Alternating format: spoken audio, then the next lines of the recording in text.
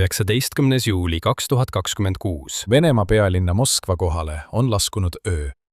Umbes 280 miili kaugusel Ukrainast asuv 13 miljoni elanikuga linn magab. Aga Moskvat ootab ees valus äratus, sest Ukraina droonide armee on teel sinna. Mitte ainult paar drooni või isegi mitte paar tosinat neist. Üle 400 mehitamata õhusõiduki on tõusnud taevasse ja kihutavad Venemaa poliitilisse, majanduslikku ja kultuurilisse südamesse. Parve missioon on selge: külvata kaost Venemaa pealinnas, hävitada väärtuslikku taristut ja jätkata Kiievi püüdlust muuta sõda vaenlaste jaoks võimalikult kulukaks ja jätkusuutmatuks. Kui droonid Moskvale lähenevad, hakkavad linna kaitseringid radarite ja õhutõrjesüsteemidega aktiveeruma. Raketisüsteemid nagu Pantsir S1 ärkavad ellu. Mobiilsed õhutõrjeüksused sihivad oma relvad taevasse ja elektroonilise sõjapidamise süsteemid hakkavad kõikjal nende ümber segamissignaale edastama. Aga sellest jääb väheks ja see tuleb liiga hilja. Parv on juba väravate juures ning see on Venemaa kurnatud kaitsejõudude jaoks liiga suur, et sellega toime tulla. Mõne minuti jooksul puhkevad esimesed plahvatused ja suits täidab taas Vene pealinna taeva. Ja see rünnak toimus vaid 24 tundi pärast seda, kui Ukraina pealinn Kiiev pidi taluma sõja seni ühte rängimat rünnakut. 18. juuli ööl otsustas Venemaa tulistada Kiievi pihta massiivse ballistiliste rakettide salvo. Selge eesmärgiga tekitada võimalikult palju kahju, hoolimata sellest, kui palju tsiviilisikuid sattus risttule alla. Linna õhuruumi sisenes ööpimeduses. 41 erinevat tüüpi raketti, paljud neist liikusid kiiremini kui helikiirus. Kui õhuhäire sireenid hakkasid Ukraina pealinnas kõlama, oli elanikel vaevu aega voodist tõusta, oma lähedased kokku koguda ja varjendisse joosta. Enne kui plahvatused algasid, rakettide kiirus ja manööverdusvõime koos nende suure arvuga tegid Ukraina õhutõrjele selle rünnaku tõrjumise erakordselt raskeks, eriti arvestades, et rünnakus osales ka väidetavalt 125 Vene drooni. Ukraina on välja arendanud ühe maailma kõige keerukama kihilise õhutõrjevõrgu, mis hõlmab erinevaid lääne raketisüsteeme nagu Patriot ja Iris DSLM, vanemaid Nõukogude süsteeme nagu S-300, elektroonilise sõjapidamise segajaid, automaatseid tornisüsteeme ning mobiilseid tulegruppe, mis on varustatud õhutõrjekahurite, raskekuulipildujate ja õlalt lastavate raketisüsteemidega. Kahjuks on riigil ohtlikult väheks jäämas kalleid tõrjerakette, mis on vajalikud kõige kiiremate ja ohtlikumate Vene ohtude, nagu tiibrakettide ja ballistiliste rakettide tõrjumiseks. Nii et kuigi Ukraina sõjaväel õnnestus alla tulistada valdav enamus droonidest, hävitades 108 neist 125-st, see suutis peatada vaid vähem kui poole rakettidest, täpsemalt 18. Ülejäänud tabasid oma sihtmärke. Mitmed plahvatused kõlasid üle Kiievi, tuues veelgi rohkem hävingut linnale, mis on juba pidevalt kannatanud alates konflikti algusest. 2022 aasta veebruaris pauke ja plahvatusi täitus õhk. Paljud raketid jätsid endast maha rusuhunnikuid ja möllavaid tulekahjusid. Tabamused toimusid mitmes linnarajoonis, kus said kannatada elumajad, laod, ühiselamu ja supermarket. Kõik need olid öö jooksul kahjustada saanud hoonete seas, teatas Kiievi linnapea Vitali Klitschko. Kahjustada sai ka metroojaam linnakeskuse lähedal ning lähedal asuv maa-alune jalakäijate tunnel varises kokku, jättes päästjatele vaid rusuhunniku, mida läbi otsida. Umbes 600 neist töötajatest, samuti meedikud, politseinikud ja muud päästetöötajad kutsuti pärast rünnakut appi. Tulekahjude kustutamiseks, rusude koristamiseks, lõksu jäänud tsiviilisikute päästmiseks ja kiire meditsiinilise abi andmiseks abivajajatele. Ukraina president Volodõmõr Zelenski teatas hiljem, et vähemalt üks inimene sai surma, 16 inimest sai vigastada ja mitu neist on raskes seisundis. Andrii Sõbiha, Ukraina välisministri kohusetäitja, ütles, et see oli suurim raketirünnak, mida Kiiev on sõja algusest saadik talunud. Ja peaaluid polnud Venemaa ainus sihtmärk. Kui Kiievis veel tulekahjud põlesid, ründasid Vene droonid ja pommid ka teisi linnu ja piirkondi üle kogu riigi. Saabusid teated rünnakutest Zaporižjas, kus hukkus üks inimene, ja Hersonis, kus hukkus 2 inimest. Nende seas 75-aastane naine. Veel üks surm leidis aset Dnipropetrovski piirkonnas ning 16-aastane poiss kaotas elu Odessas, kui venelased ründasid lõbustusparki. Rünnak rünnaku järel, plahvatus plahvatuse järel, surm surma järel. Venemaa halastamatu rünnak jätkub väsimatult, kuid Ukraina ei pea enam lihtsalt seda taluma. Nüüd on tal relvad, millega vastulööke anda sügavale Vene territooriumile, makstes Kremlile iga rünnaku eest kätte. Ja tundide jooksul pärast rünnakut Kiievile hakkasid Ukraina väed kohe kättemaksulööki ette valmistama. Pärast nii suurt rünnakut oma pealinnale soovis Ukraina kiiresti vastata samasuguse löögiga Moskvale. Nii et 19. juuli jooksul, kui päästetöötajad olid Kiievi tänavatel veel ametis, valmistasid Ukraina droonimeeskonnad ette suure drooniparve, mis koosnes erinevatest mudelitest, sealhulgas peibutusdroonidest ja pika tegevusraadiusega ühesuunalistest löögiseadmetest nagu Firepoint FP1. Ja kui päike oli loojunud, lasti parv pimeduse katte all valla. 100 Ukraina droonid tõusid õhku erinevatest asukohtadest ja kuigi enamik neist suundus Venemaa pealinna poole, ei keskendunud Ukraina komandurid ainult Moskvaga seotud sihtmärkidele. Nad tahtsid ka veenduda, et ei jäetaks tähelepanuta teisi asukohti ja sihtmärke, mis olid sama olulised kui mitte veelgi olulisemad. Kui 100 droonid alustasid oma pikka lendu Kirde suunas, liikus väiksem parv vastassuunas, lõunasse, Aasovi mere poole. See oluline veekogu, mis asub Krimmi poolsaare ja Venemaa mandriosa vahel. Samuti Must meri, mis asub veelgi lõuna pool.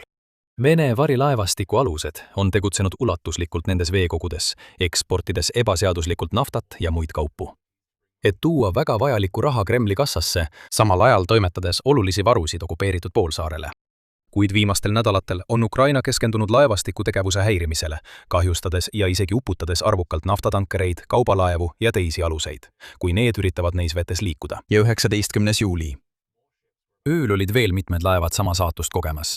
Mehitamata süsteemide vägede komandori Robert Magyar-Brovdi juhtimisel suunasid Ukraina FPV droonipiloodid oma kamikaze-droonid sihtmärkide poole, liikudes suurel kiirusel ja varustatud termokaameratega, et hõlpsasti tuvastada üle vee laiali olevad erinevad alused. Droonidel polnud erilisi raskusi Vene laevade sihikule võtmisel, kuna need olid liiga suured ja aeglased, et teha mingitki kõrvalehoidvat manöövrit. Peale selle tekil oli vaid mõni relvastatud valvur, polnud neil alustel ka mingit tõelist võimalust end droonirünnakute eest kaitsta.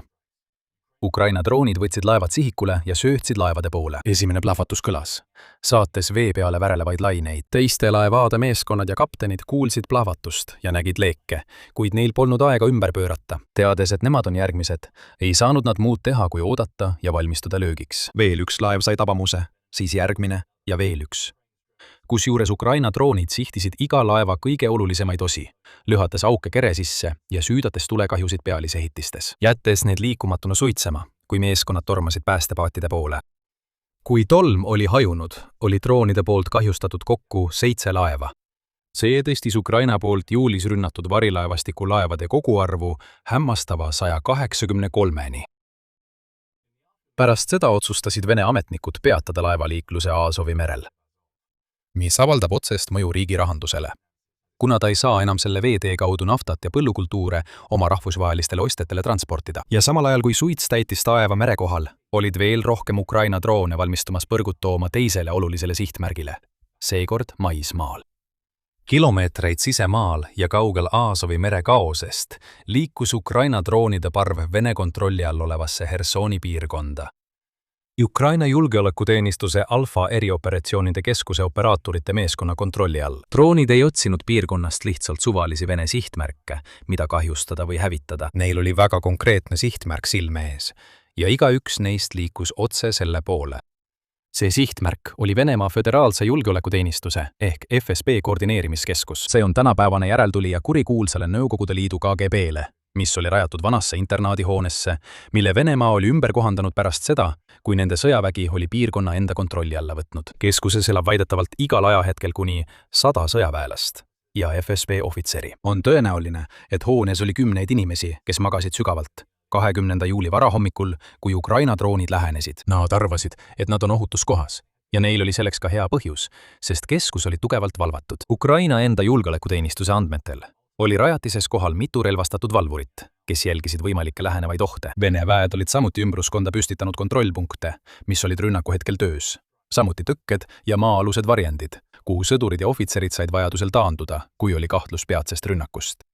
Tõsiasi, et Venemaa pühendas selle koha kaitsmiseks nii palju ressursse, näitab, kui oluline see on. Paljuski on FSB kogu Kremlile alluva sõjapidamise aju. Seetõttu teeb Moskva kõik endast oleneva, et hoida oma luureagentuuride baase ja peakortereid nii turvaliste ja salajasena. Oli aeg, mil Ukrainal oleks olnud raske sellist objekti rünnata. Neil lihtsalt puudus tehnoloogia või piisavalt ressursse, et Venemaa kaitsetest mööda pääseda ja FSB rajatisele tõsist kahju teha. Aga see aeg on möödas. ning Ukraina aastal 2026 on märkimisväärselt tugevam kui varem. Neil on droonid, mis on kiiremad, targemad, vastupidavamad ja varustatud suuremate ning hävituslikumate lõhkepeadega. Ja 13 neist droonidest olid kohe baasi tabamas. Nende piloodid jälgisid oma ekraane turvalisest kaugusest, 10 miilide kauguselt, samal ajal kui droonid sihtmärgile lähenesid. Nad lendasid üle Vene tõkete, möödusid relvastatud valvuritest ja jälgisid olukorda, märgates hinnanguliselt 70 sõidukit, mis olid rajatise territooriumile pargitud. See oli selge märk, et sees võis tol hetkel olla 10 ohvitsere. Julgustatuna sellest faktist ja soovides anda vaenlase luureagentuurile tugeva löögi, kihutasid piloodid edasi. Nad hajusid enne, kui lendasid oma droonidega otse kompleksi territooriumile. Üks droon teise järel põrkas sihtmärgiga kokku, lõhates seinadesse ja katustesse auke ning põhjustades tugevaid tulekahjusid, mis möllasid tundide kaupa. Rünnak oli kiire ja tõhus, jättes venelastele väga vähe aega reageerimiseks või vastamiseks, ning mõne minutiga olid suured osad keskusest leekides. Pole võimalik öelda, kui palju FSB töötajaid sai surma või haavata. Venemaa kindlasti ei avalda niipea ametlikke numbreid, aga pole kahtlustki, et agentuur sai tol ööl tõsise löögi, kuid Ukraina droonirünnaku suurim osa oli alles ees, mitusada miili põhja pool, linnas, mis pidi olema Venemaa kõige turvalisem. Kuigi osa suuremast droonide parvest oli kõrvale kaldunud ja edukalt tabanud oma sihtmärke Aasovi merel ja okupeeritud Hersonis, enamik 400-liikmelisest drooniarmeest suundus otsejoones Venemaa pealinna poole, kui nad sisenesid linna äärealadele. Vene kaitsejõud lasid mõned droonid alla. Mõnede droonide signaalid segati Kremli uusimate elektroonilise sõjapidamise süsteemidega. Kui nende side- ja navigatsioonisüsteemid olid rivist väljas, kukkusid nad õhust alla ja paiskusid vastu maad. Teised tulistati alla püüdurite ja maapealsete meeskondade poolt. Parv kahanes aeglaselt ja järk-järgult, kuid see oli Venemaa jaoks liiga suur, et seda täielikult hävitada. Ja paljud droonid jõudsid läbi Moskva väliskaitseringi, enne kui nad jagunesid ja suundusid oma konkreetsete sihtmärkide poole. Mõned neist tormasid Moskva tööstusliku eeslinna Podolski poole, mis asub vaid 40 kilomeetrit Kremlist lõuna pool, ja tabasid suurt naftabaasi. Sellistest kohtadest on saanud Kiievi droonide jaoks tavalised sihtmärgid, kuna Ukraina väed püüavad Venemaa energiarajatistele suuri kahjusid tekitada. Need on riigi majanduse üks peamisi tugisambaid. Mida rohkem naftabaase, rafineerimistehaseid ja torujuhtmeid Ukraina suudab kahjustada või hävitada, seda rohkem raha Venemaa kaotab ja seda raskem on sõda jätkata. Podolski naftabaas oli selle pika sihtmärkide rea uusim ohver. Kohalikud elanikud ärkasid üles sireenide ja plahvatuste peale. Paljud haarasid telefonid ja tormasid akende juurde, et jäädvustada lahti rulluvat kaost.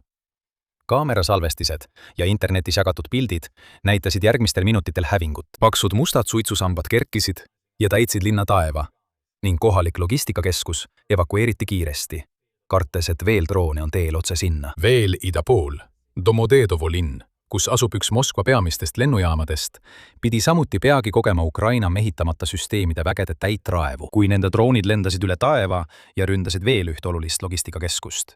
Južnievrati tööstusparki.